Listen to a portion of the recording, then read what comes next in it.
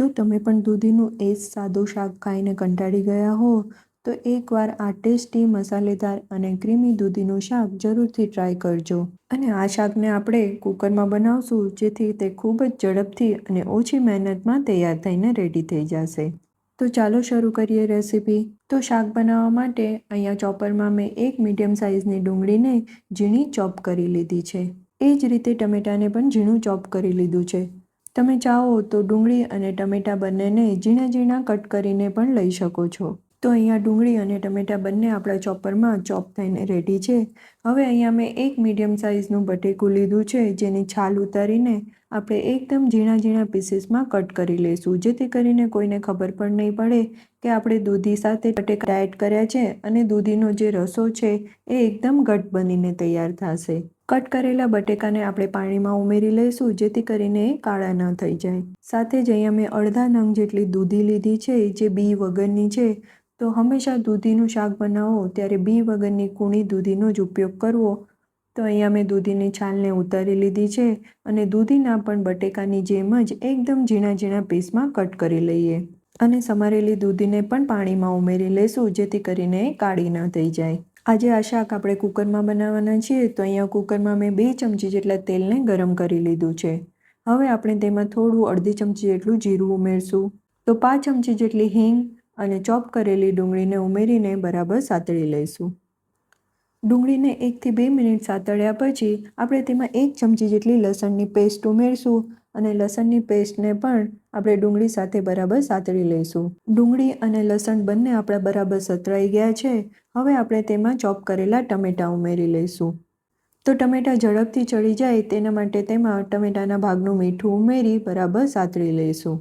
હવે તેમાં અડધી ચમચી જેટલું કાશ્મીરી લાલ મરચું, અડધી ચમચી જેટલી હળદર અને અડધી ચમચી જેટલો પાવભાજી મસાલો ઉમેરી બધું બરાબર મિક્સ કરી લઈશું. મસાલા મિક્સ કર્યા પછી આપણે તેલ છૂટે ત્યાં સુધી આને કૂક કરવાનું છે. તો અહીંયા મેં તેલનો ખૂબ જ ઓછો ઉપયોગ કર્યો છે પણ તમે જોઈ શકો છો સાઈડમાંથી તેલ છૂટું પડવા લાગ્યું છે. હવે આપણે તેમાં સમારેલા બટેકા અને દૂધીને ઉમેરી તેમાં મિક્સ કરી લઈશું.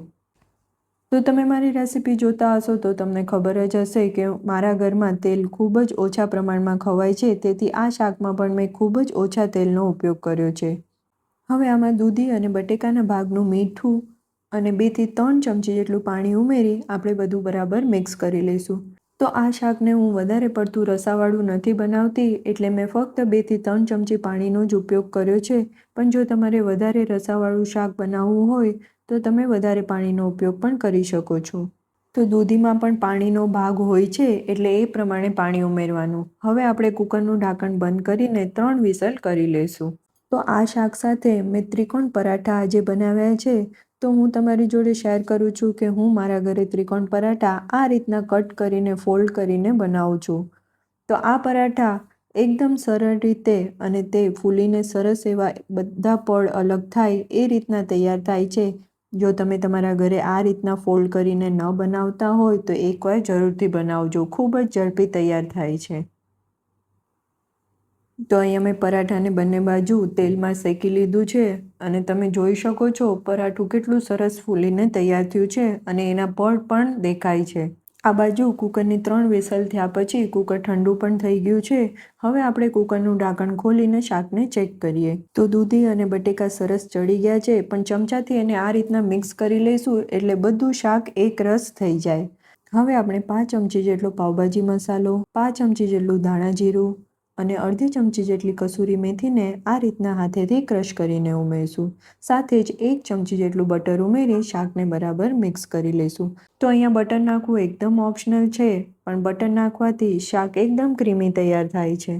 તો અહીંયા મેં બટર સાથે શાકને 1 થી 2 મિનિટ માટે કૂક કરી લીધું છે પણ તેલનો ઉપયોગ ઓછો કર્યો છે આપણે એટલે ઉપર તેલ નથી આવ્યું. હવે છેલ્લે કોથમીર ભભરાવી શાકને સર્વ કરશું. જો તમને આજની આ સરળ અને ટેસ્ટી શાકની રેસીપી અને પરાઠાની રેસીપી ગમી હોય તો વિડીયોને લાઇક કરજો અને તમારા મિત્રો અને પરિવાર સાથે શેર કરજો અને આવી જ નવી અને સ્વાદિષ્ટ રેસીપી માટે RR ફૂડીઝની ચેનલને સબસ્ક્રાઈબ કરવાનું ભૂલતા નહીં. ફરી મળશું આવી જ નવી ટેસ્ટી રેસીપી સાથે. આવજો.